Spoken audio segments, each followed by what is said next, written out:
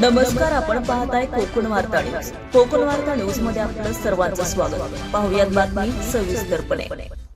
Ambet police check पोस्टच्या इमारतीवर मध्यरात्री 12:30च्या सुमारास मोठी दुर्घटना घडली.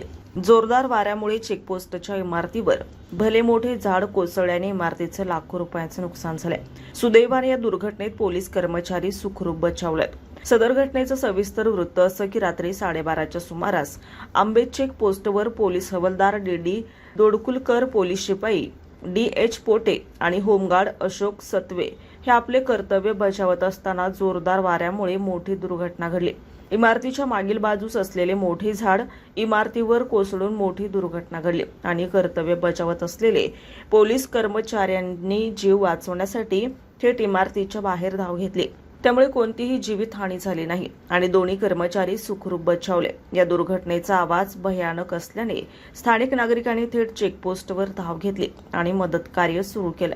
सदर घटनेमुळे आंबेत चेक पोस्टच्या इमारतीचे तसेच शौचालय, किचन, पत्राशेड, इतर वस्तूंचा मोठ्या प्रमाणात नुकसान झाले.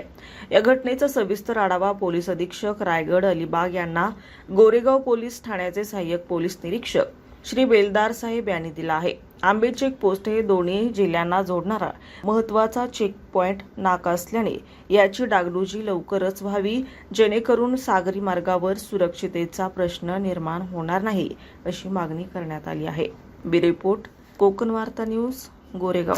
ताज्या बातम्या आणि नवनवीन घडामोडी पाहण्यासाठी आजच आमच्या कोकण वार्ता न्यूज चॅनलला लाईक करा, सबस्क्राईब करा आणि बेल आयकॉन प्रेस करा आणि पाहत रहा कोकण वार्ता न्यूज.